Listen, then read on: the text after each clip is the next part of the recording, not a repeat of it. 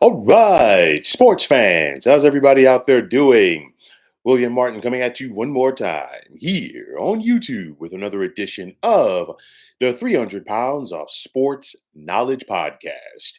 Now, the Washington Commanders have found themselves a new head coach, and it's former Atlanta Falcons head coach Dan Quinn.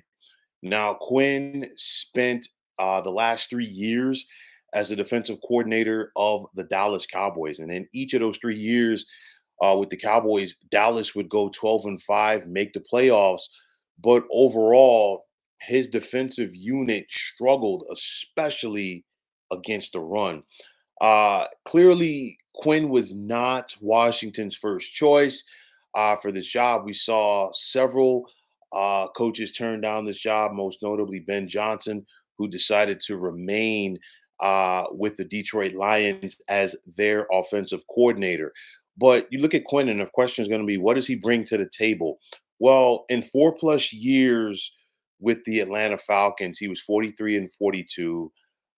He made two playoff appearances with Atlanta, got them to their second Super Bowl in franchise history. And of course, unfortunately, he was the head coach that is going to go down with the biggest collapse in Super Bowl history. Of course, we remember the Falcons having a 28-3 lead in the second half against the New England Patriots, only to go ahead and lose that game 34-28.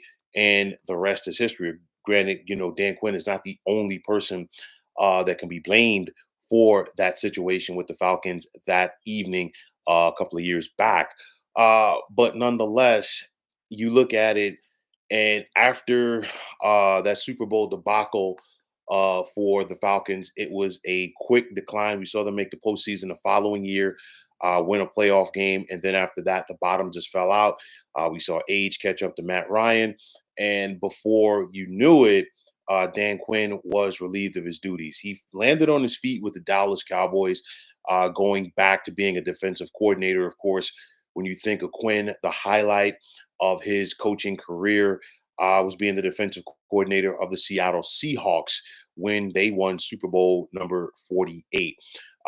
But you look at this hire right here, and honestly, I'm skeptical at best. Okay, and maybe I'm wrong about this, but this is supposed to be a new era for Washington Commanders football. And honestly, with a hire like this, it just seems like the same old Commanders under the guidance of former team owner Dan Snyder. You go from Ron Rivera to Dan Quinn, and I totally understand this franchise moving on from Ron Rivera.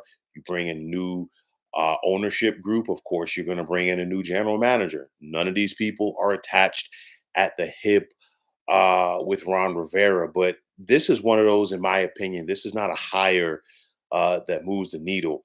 This is not a hire that's going to have people, in the DC area, breaking the necks to go out there and try to purchase tickets to watch the Commanders play next season.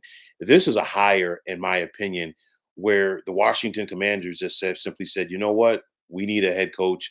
Let's get somebody to fill the seat. And I don't think that this is a move that people should be moved by. This is Adam Peters' first hire as a general manager of the Commanders.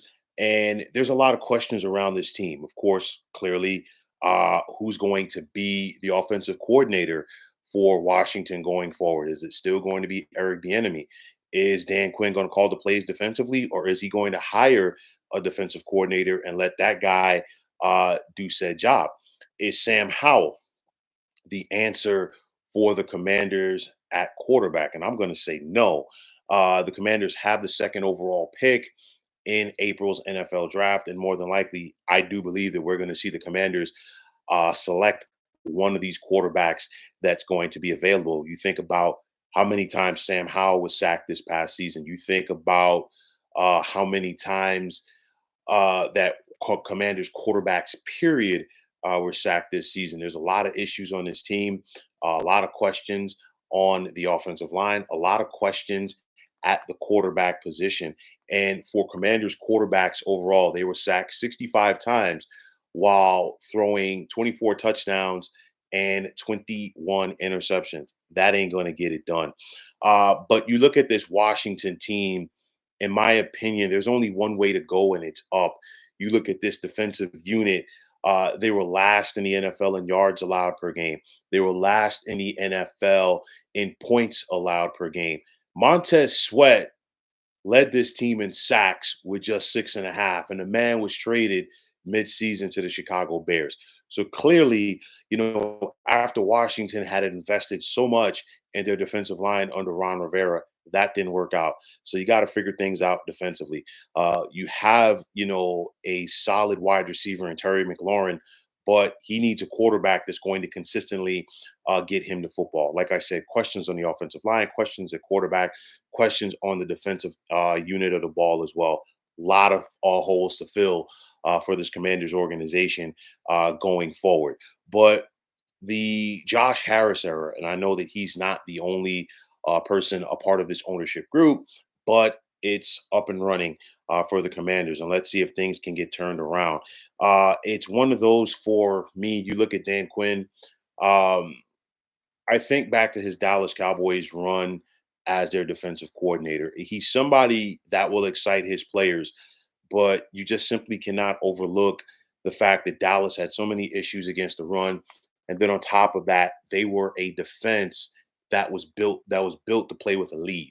So that's going to be something that's going to be interesting to see how it transitions to his time in Washington and what changes will he make to his coaching style after his first run in Atlanta.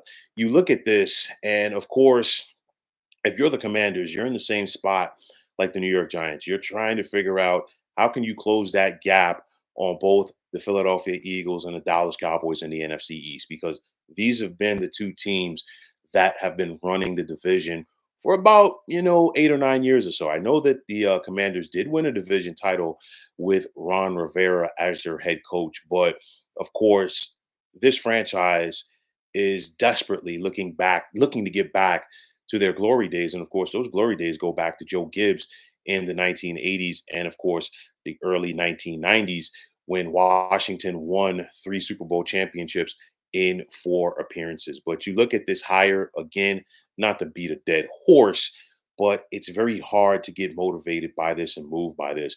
We've seen some fan bases that have a reason to be excited about the coaching hires that took place during this hiring cycle. Of course, probably most notably the Jim Harbaugh hire with him leaving college at Michigan to go to the Los Angeles Chargers. There are people, in North Carolina and South Carolina happy about Dave Canales taking over as the head coach of the Carolina Panthers, leaving as the Tampa Bay Buccaneers offensive coordinator, excuse me, just to name a few. But nonetheless, to me at least, it's very difficult to be moved by this hire. Very important offseason for the Commanders. What are they going to do with that second overall pick?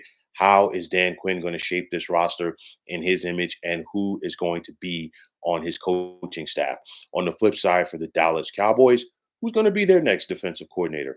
Are they going to promote Al Harris? Are they going to bring somebody from the outside? You've heard rumors about former Commanders coach Ron Rivera, basically him and Dan Quinn swapping spots. Also, Brandon Staley, the recently fired head coach of the Los Angeles Chargers, could he be in play for the Dallas Cowboys? But nonetheless, it's going to be interesting to see what Dallas does at that position going forward as they look to remain a playoff contender as well. But nonetheless, the Commanders are going forward with Dan Quinn as their next head coach.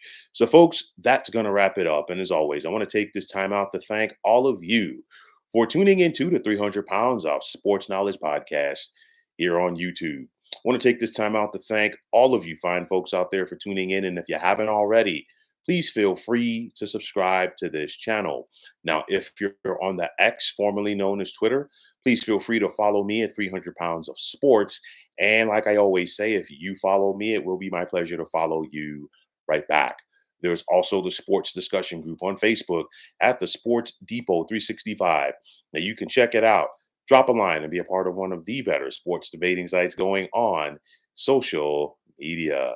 So once again, fine folks, my name is William Martin, and I'm signing off. And I'm saying take care and have yourselves a wonderful day.